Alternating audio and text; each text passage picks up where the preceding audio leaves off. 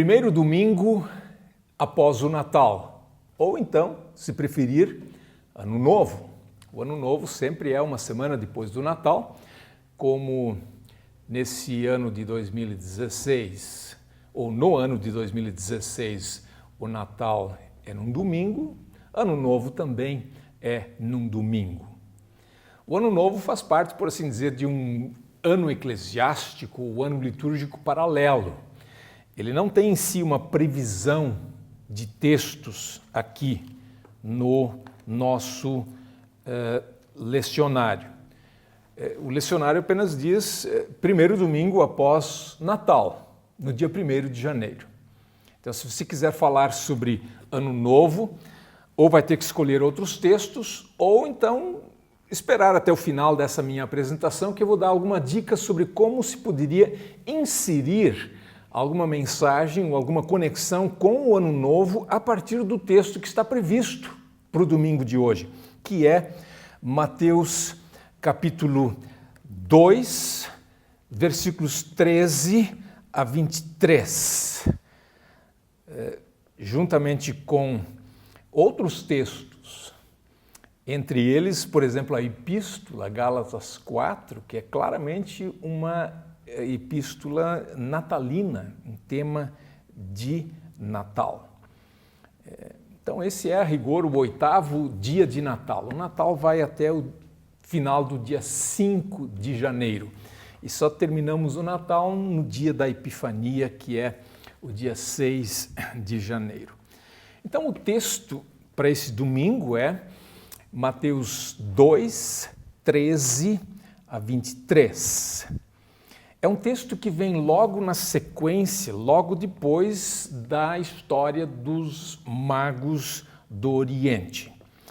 O texto começa de novo, ou como tantas vezes acontece nos evangelhos, com uma montagem do cenário, através de um genitivo absoluto. Anecoresanton de auton. Partindo eles quem? Bom, se você leu desde o começo do capítulo 2, você sabe. Se você não leu, você não sabe quem foi embora. Mas algumas traduções já socorrem o leitor. Na revisão da Almeida, por exemplo, nós colocamos assim: depois que os magos foram embora. Então o texto diz que um anjo do Senhor, um angelos Kyriou, apareceu, se manifestou phainetai kat onar, em sonho, to Yosef, a José. Este José, ele não é mais apresentado, ele não é descrito, não se fala dele. Por quê? Porque ele é um personagem conhecido do leitor do Evangelho.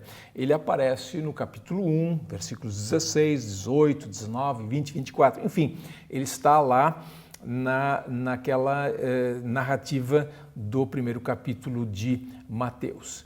Então esse José, nós sabemos quem ele é, e ele recebe essa mensagem, egerteis paralebe to paidion, levantando-te, toma um menino e a mãe dele e foge para o Egito. Interessante isso. Se a gente lembra ou lê esse texto na sequência do texto anterior, nós tivemos a cena dos magos, eles tinham chegado a Jerusalém, eles não voltaram para lá, mas a expectativa do leitor seria, bom, esse que é o rei dos judeus, este que é o Messias, para onde ele deveria ir? Claro, ele deveria ir para Jerusalém, mas não é o que acontece. Ele recebe essa mensagem, e a mensagem é Feuge eis Aegypton, fuja para o Egito, e fica ali até que eu te disser. Então, o Egito, ele na verdade só aparece nos evangelhos, ou nos evangelhos só aparece nesse texto aqui. Ele vai aparecer de novo lá em Atos, mas nos evangelhos, única referência ao Egito. Há muita referência ao Egito. O Egito é uma terra bíblica. E o Egito às vezes ou muitas vezes é lembrado como a terra da servidão. Mas em vários momentos o Egito é também uma terra para onde se foge. é uma terra para onde as pessoas se abrigam, como por exemplo Jeremias 26. Quer dizer, as pessoas, quando o perigo vinha do norte, fugiam para o sul, para o Egito. É o que acontece aqui. Por que eles fogem para o Egito? O evangelista explica, ou a mensagem do anjo explica isso. Melei Herodes zetein topaidion tu apolesai auto. Esse melei é uma partícula ou um verbo que denota futuridade. Quer dizer, ele está para, ele virá, ele fará isso. Herodes virá buscar, procurar o menino para apolesai auto, para destruí-lo, para matá-lo. Diante dessa mensagem, versículo 14, Rode egerteis, e ele levantando-se, a ordem era egerteis parálabe, então a resposta é egerteis parélabe. Levantando-te, toma o menino, ele se levantou, tomou o menino, a mãe dele, niktos, isso é um detalhe novo, de noite, durante a noite, é um genitivo de expressão de tempo ou do momento em que se faz isso, de noite, a gente traduz por de noite, é um genitivo, funciona em português, e ele se transferiu para o Egito. Eis Aegypton. É uma sutileza da língua grega, é muito comum, sempre que se usa ou se tem uma locução preposicional, como aqui, eis Aegypton, ela prescinde ou ela pode abrir mão do artigo e mesmo assim é definida. Então, é a mesma coisa com en arche, não é num princípio, é no princípio. Eis Aegypton não é para um Egito, mas é para o Egito. É assim que se traduz e é assim que se expressa isso em grego, sem o artigo diante do substantivo. E ele estava ali até heustes teleutes Herodo, literalmente até o fim de Herodes, até a morte de Herodes. De novo, esse Herodes é Herodes o Grande, que reinou de 37 a.C. a 4 a.C. Portanto, isso tudo aconteceu antes do ano 4 a.C., talvez no ano 6 ou no ano 5 a.C. Quando fizeram a transição para o calendário cristão, o monge que fez os cálculos se enganou e por isso Jesus nasceu na era antes de Cristo. Mas isso é assunto para um outro momento. Por que eles fizeram isso e por que eles foram ao Egito? Para que se cumprisse o que foi dito pelo Senhor através do profeta. Hina plerote, to reten hipokirio diatu profeto. Essa é uma das assim chamadas ou das famosas citações de cumprimento. Por quê? Porque usa o verbo plerol, para que se cumprisse. Elas se repetem, começam a aparecer em Mateus 1:22 e são uma característica desse evangelho. Isso vai ser significativo também ao final, naquilo que eu quero dizer sobre o uso desse texto para o dia de Ano Novo. Então, se cumpre o quê? Na verdade, não se cumpre ou não há um temor diante de Herodes e das suas ameaças e tudo isso, mas há um propósito nisso aqui, para que se cumprisse o que foi dito, não pelo profeta, mas foi dito pelo Senhor. O agente da passiva é o hipoquirio, por meio do profeta. E esse profeta, de novo, como acontece tantas vezes, não é identificado. A gente poderia, se fosse hoje, poderia escrever como foi dito pelo Senhor em Oséias 11:1, mas não é o caso. Eles não tinham como citar essas referências dessa maneira, por isso tem que citar o texto. E é significativo que se cite o texto. Ex Aegypto ekalesa ton huion mu. Do Egito chamei o meu filho. Então, esse que é o verdadeiro Israel, o filho de Deus por excelência, assim como Israel era filho de Deus. Esse agora repete a história de Israel. Ele vai ao Egito e do Egito ele volta. Então, a jornada ou a peregrinação de Israel, por assim dizer, se repete através da palavra do profeta. Estava anunciado assim e assim se cumpre. Versículo 16. Então Herodes, vendo que foi iludido, esse enepaite, esse verbo empaizo, em outros lugares é também traduzido por zombado. A gente poderia dizer assim, quando Herodes viu que tinham feito ele de bobo, né, pelos magos, os magos fizeram ele de bobo, ou o enganaram. Na verdade, eles receberam a ordem para sair por outro caminho. Ele ficou muito enfurecido. Isso faz parte do padrão de Herodes, daquilo que a gente conhece da história de Herodes, especialmente os relatos de Joséfo e outros daquela época. Então ele, aposteilas aneilen pantas tus paidas, tus en Betlém.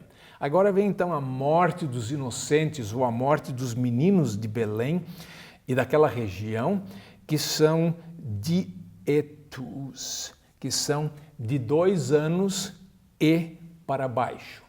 Essas palavras de 2 anos e para baixo são rapax legomena, ou seja, elas aparecem só aqui. Então, alguém de 2 anos. Isso só se lê nesse texto aqui em todo o Novo Testamento. Aqui fica claro que Herodes deu a ordem. Isso está mais ou menos no começo do versículo. Aposteilas aneilen. Ele enviando, matou. Às vezes a Bíblia diz assim, fulano matou, mas ele pessoalmente não o fez. Ele mandou matar. Em algumas línguas é fundamental que se diga isso, porque senão as pessoas vão pensar assim, o Herodes pegou a espada e saiu lá matando crianças. Na verdade, esse texto aqui deixa claro, ele deu a ordem e outros executaram essa ordem. Então temos um pequeno genocídio aqui, no caso dessa matança dos meninos de Belém e da região. Segundo o tempo que ele conseguiu descobrir junto aos magos. Os magos voltam agora, porque eles tinham sido citados no começo do capítulo e também no versículo 16. Então, o que aconteceu? Mais uma vez se cumpre o que foi dito por meio de Jeremias, o profeta. Agora, o profeta é identificado no versículo 17. Então se cumpriu. Aqui Mateus não diz assim, isso aconteceu para que se cumprisse, ele diz agora, assim ou então se cumpriu o que foi dito. Phone en Ramá ekuste klautmos kai odirmos polis. Rachel klaiusa tateknautes kai uk etelen parakletenai hoti uk eisin. Essa é uma citação de Jeremias 31:15, não segue exatamente o texto da Septuaginta. Então, se ouviu uma voz em Ramá.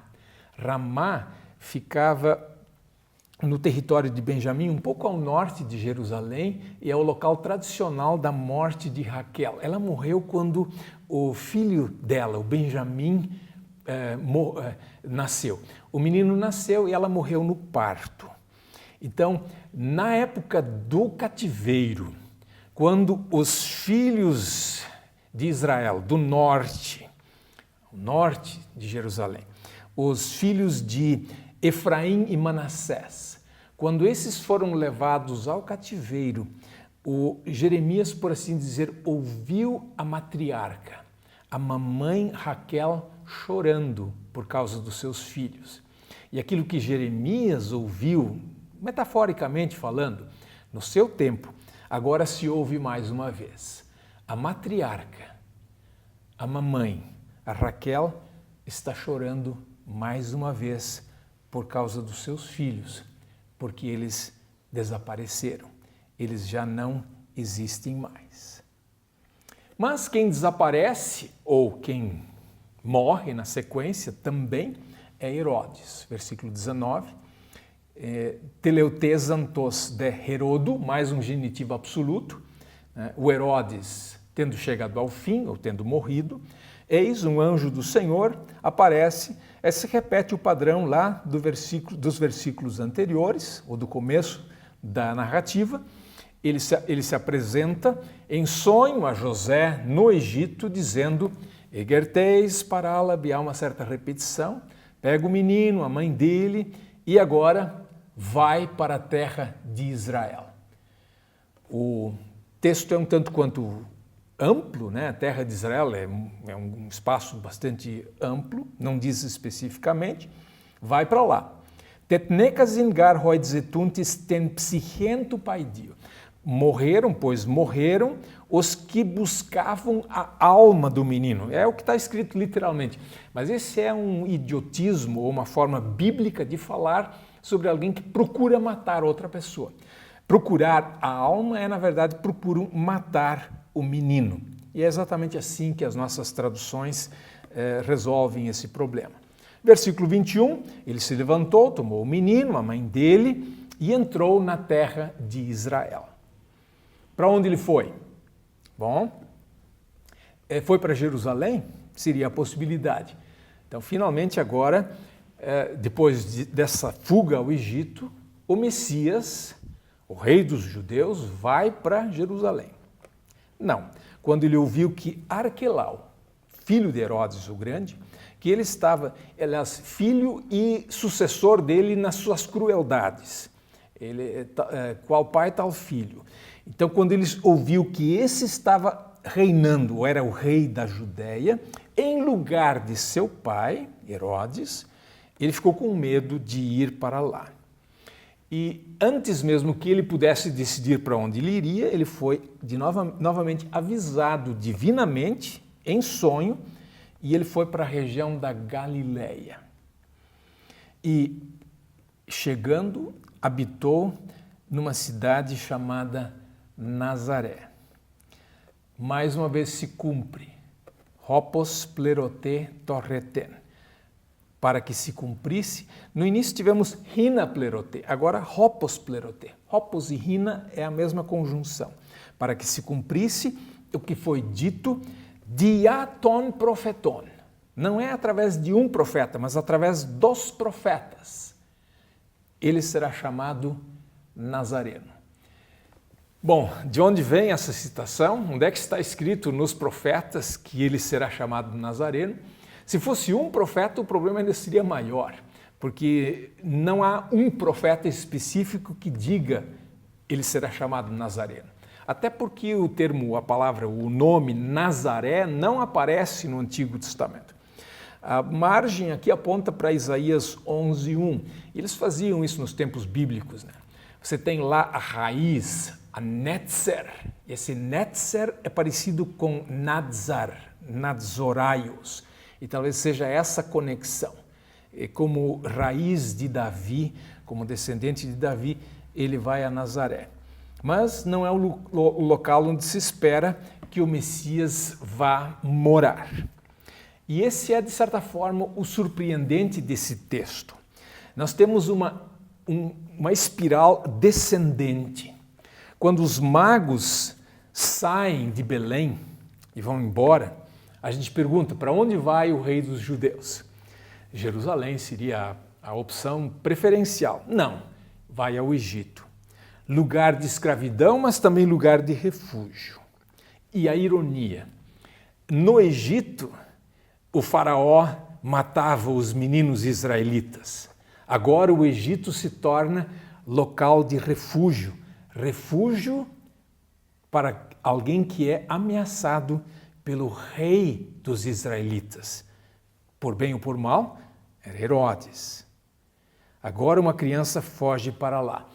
José levou a família, José, o filho do Jacó, ele levou a família dos israelitas ao Egito. Agora é um outro José que leva o novo Israel para o Egito. Ele leva Jesus para o Egito.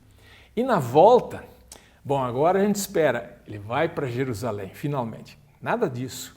Ele vai para Galileia. A Galileia dos gentios. Na visão daquela época, a Galileia só era melhor do que Samaria. Pior que Galileia, só a Samaria, que era um local de gentios mesmo, para os judeus. Então, vai para Galileia e na Galileia vai para Nazaré. Pelas estimativas, um vilarejo de uns 500 habitantes, de gente que trabalhava no campo. Nada famoso. Tanto assim que no começo de João se pergunta, de Nazaré pode vir alguma coisa boa? Ou seja, temos uma espiral descendente. Ele vai para o fundo do poço, ele vai para Nazaré. E aí a gente pode fazer a conexão com Gálatas 4. Nascido de mulher, nascido sob a lei e nascido na opressão, nascido na miséria, colocado na condição de migrante. De menino que não tem um lugar onde possa morar, alguém que é expulso da sua terra. Mas Deus está no comando, as Escrituras se cumprem. E é o que se vê em retrospectiva. O cumprimento das promessas de Deus a gente normalmente vê do futuro para o passado. Quando a gente olha para frente, a gente apenas tem essa esperança, a esperança de que Deus vai ser fiel como Ele tem sido e vai cumprir as suas promessas. E essa, na verdade, é a conexão com o Ano Novo.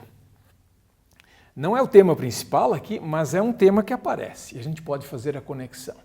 No Ano Novo que se inicia, a gente pode ter essa convicção e essa certeza e temos essa esperança de que assim como Deus cumpriu na história de seu Filho as suas promessas registradas na sua palavra, Ele vai ser fiel e vai cumprir o que prometeu e vai nos acompanhar ao longo do Ano Novo. Portanto, não precisamos escolher um texto específico para o Ano Novo. Podemos fazer uma ponte, assim como a gente faz pontes em outros dias, como, por exemplo, Dia das Mães, Dia dos Pais, sem necessariamente escolher um texto novo ou um texto específico.